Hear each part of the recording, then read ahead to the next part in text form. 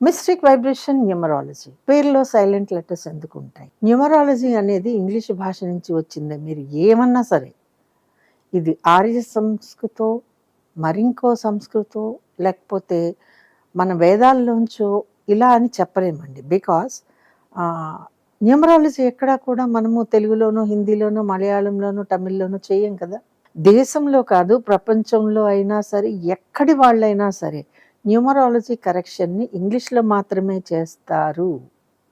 Even Egypt, Saudi, Iran, Iraq, Syria ఇంకా చాలా కంట్రీస్లో అండి, ఎక్కడైనా సరే. ఈజిప్ట్లో కూడా న్యూమరాలజీ వేళ్ళు పునాదులు బలంగా ఉన్నాయి. అక్కడ కూడా మీకు తగినంత సబ్జెక్ట్ దొరుకుతుంది. వాళ్ళు కూడా మీకు ఇంగ్లీష్లోనే చేస్తారు. ఇంగ్లీష్లో సైలెంట్ లెటర్స్ అనేవి వెరీ కామన్ అండి, వెరీ కామన్ అన్నమాట. ఏ నుంచి మొదలుకొని జెడ్ వరకు ఉన్న లెటర్స్లో సైలెంట్ లెటర్స్ తోటి వాళ్ళకి ఎన్నో స్పెల్లింగ్స్ ఉంటాయి. నైఫ్ అసలు కే పలకదు, ఎన్ఐఎఫ్ఈ రాయొచ్చు కదండి, రాయలేము. నాక్ అంటారు, ఎన్ఓకే రాయొచ్చు, కానీ కేఎన్ఓ సికే ఎందుకు రాస్తాం? నాలెడ్జ్ ఎన్ఓడబ్ల్యూ అని రాయొచ్చు కదా, కేఎన్ఓడబ్ల్యూ అని ఎందుకు ఉంటుంది? సో సైలెంట్ లెటర్స్ ప్రాముఖ్యం ఇది. బికాస్ ఒక సైలెంట్ లెటర్లో అది మీ హెల్త్ని మెరుగుపరిచేది అయ్యి ఉండొచ్చు.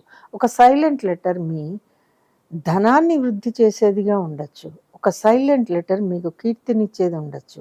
ఒక సైలెంట్ లెటర్ మీ చుట్టూ నెగటివ్ ఎనర్జీ వైఫైలా ఉంటే దాని స్విచ్ను ఆపేసేటటువంటి లెటర్ సైలెంట్ లెటర్. సో ఒక పేరులో అక్షరాల బిహేవియర్ని, అక్షరాల నడవడికని, అక్షరాల టెంపోని, స్పీడ్ని నేను గమనించినప్పుడు ఇఫ్ అక్కడ ఒక సైలెంట్ లెటర్ వెయ్యాల్సి వస్తే వెయ్యాలి. అది ఏ అక్షరమైనా పర్వాలేదు అనుకుంటున్నారా? ఏ అక్షరం కావాలో అదే వెయ్యాలి అక్కడ. అప్పుడే ఆ సైలెంట్ లెటర్ మీ పేరులో మిగిలిన అక్షరాలన్నింటినీ బ్యాలెన్స్ చేస్తూ పాపం అది సైలెంట్గానే ఉంటుంది. అర్థమైంది కదండి. So silent letters are very very important in name correction. Name కరెక్షన్కి చాలా రూల్స్ ఉన్నాయి అనుకుంటారేమో. ఎన్ని రూల్స్ ఉంటే అన్నీ ఫాలో కావాలండి. 9 రూల్స్ అయితే ఖచ్చితంగా ఉంటాయి, అవి 9 ఫాలో కావాలి. అలా ఫాలో అయినప్పుడే మనం సైలెంట్ లెటర్స్ వేయాలా, ఒకటి వెయ్యాలా? సైలెంట్ లెటర్ నాకు తెలిసి ఒకటి వేస్తే సరిపోతుంది. ఆ వెరీ రేర్ కేసెస్లో 2 సైలెంట్ లెటర్స్ ఖచ్చితంగా వేసి తీరాలి. అప్పుడు మీ జీవన రథం పరుగులు తీయడం స్టార్ట్ చేస్తుంది. ఈ వీడియో కనుక మీకు నచ్చినట్లయితే లైక్ చేయండి, షేర్ చేయండి, మా ఛానల్ని సబ్స్క్రైబ్ చేయండి.